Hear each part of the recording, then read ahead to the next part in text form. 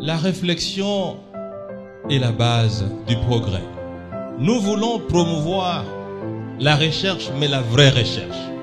C'est ici, à la faculté mère des sciences économiques, que devraient jaillir notamment les idées, les réflexions, les propositions, les pistes de solutions sur les problèmes qui emprisonnent l'économie congolaise.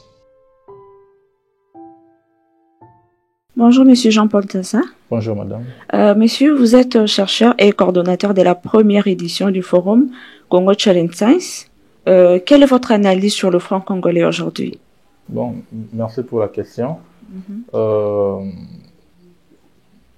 Premièrement, le franc congolais, c'est la monnaie officielle de la République démocratique du Congo depuis le 30 juin 1998. Oui.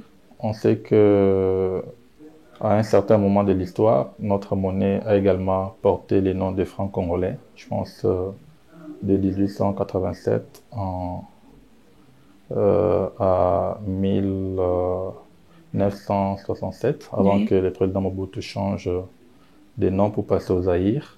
Okay. Alors, s'il faut analyser les francs congolais, il faut les passer au crible de ces trois fonctions, notamment l'unité de compte, intermédiaire des échanges, et puis réserve de valeur. D'accord. Donc, on voit que le franc congolais joue presque très bien le rôle d'unité de compte. Également, à un certain degré, très bien le rôle des réserves de valeur, bien que certains agents économiques préfèrent recourir à la monnaie étrangère, notamment les dollars américains, Oui. pour les réserves, la fonction des réserves de valeur. Oui. Et la troisième fonction, l'intermédiaire de l'échange, on voit aussi que la plupart des transactions au niveau du pays se fait en francs congolais, hormis quelques transactions qui se font en dollars, d'où le problème de la dollarisation de l'économie congolaise. Et une autre façon d'analyser les francs congolais, c'est de regarder également du côté des motifs de la détention d'une monnaie, c'est-à-dire quels sont les motifs qui incitent les agents économiques à détenir la monnaie. Donc, comme on sait comme on le sait depuis les travaux de John Maynard Keynes, il y a trois motifs qui justifient la détention de la monnaie, notamment les motifs des transactions, comme je viens de le dire avec la fonction d'intermédiaire des échanges. Il y a les motifs de précaution, c'est-à-dire que les agents peuvent recourir à la monnaie pour prévenir les intentions, pour prendre des précautions nécessaires en ce qui concerne les transactions futures, et également les motifs de spéculation qui jouent également un grand rôle dans la détermination de la détention de la monnaie, notamment dans des pays. Et selon vous, comment nous pouvons faire pour stabiliser notre monnaie? Oui, donc je pense que la meilleure façon, la meilleure politique pour stabiliser la monnaie, les francs congolais, c'est de recourir à l'orthodoxie de la politique monétaire, c'est-à-dire mettre en place des mesures de politique monétaire saines. Et puis, comme on le sait, à ces jours, la politique monétaire n'est qu'un pied du corps social. Il faut en même temps avoir les pieds gauche et les pieds droits. Le pied droit, c'est la politique budgétaire.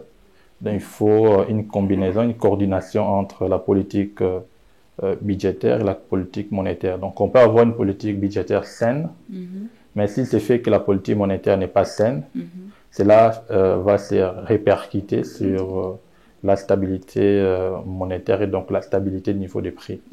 De même, si on a une politique monétaire saine et que d'autre part, on a une politique budgétaire qui n'est pas saine, cela va également se répercuter au niveau de l'équilibre macroéconomique. Donc, il faudra de l'orthodoxie à la fois dans la gestion des finances publiques, mais également dans la gestion de la politique monétaire. La politique monétaire, ok. Et comment nous pouvons dédollariser notre économie? Parce que qui dit stabilité de la monnaie dit aussi une économie dédollarisée. Oui, donc une des façons ou une des mesures qui peut aider à dédollariser l'économie congolaise, c'est d'agir au niveau de l'anticipation des agents. C'est très important. Peut-être on n'en parle pas trop souvent dans le cas de notre économie, puisque l'action, la manière, les décisions prises par les agents économiques sont influencées par les anticipations. D'accord. Une des façons, c'est de faire en sorte que notre franc congolais retrouve une crédibilité, non seulement ponctuelle, mais une crédibilité quasi permanente. Et cela doit se refléter à travers les acteurs, des institutions responsables de mener ces actions, puisque la réputation des acteurs est très importante dans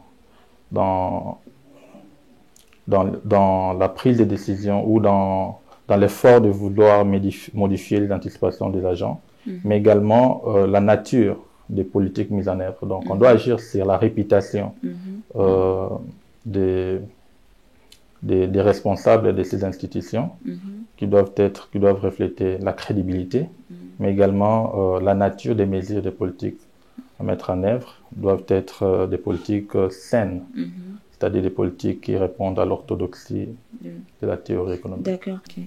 Monsieur Jean-Paul Tassa, nous pouvons parler de Congo Challenge Science. Parlons un peu de Congo Challenge Science en général.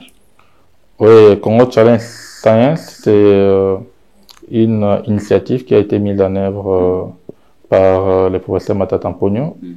L'objectif de Congo Challenge Science est double, dirais-je.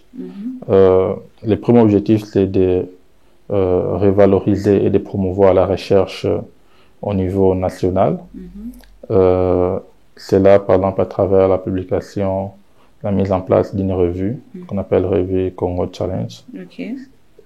Et le deuxième objectif, c'est de promouvoir, d'identifier parmi les jeunes étudiants les plus brillants et de les aider à s'inscrire dans la voie de convergence vers la frontière du savoir.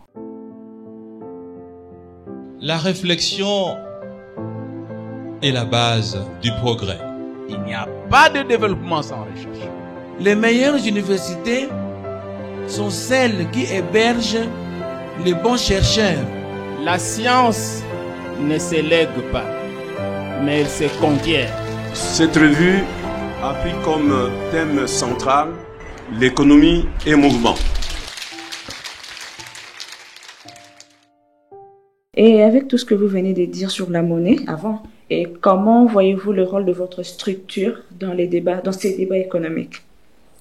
Oui, donc le rôle n'est peut-être pas direct, mais c'est plutôt, je dirais, indirect pour le moment, puisque nous travaillons avec les étudiants les plus brillants, les étudiants congolais les plus brillants dans les domaines des sciences économiques. Et donc, comme on l'avait dit tantôt, nous avons des critères. Nous avons les critères de performance académique et nous avons les critères d'excellence.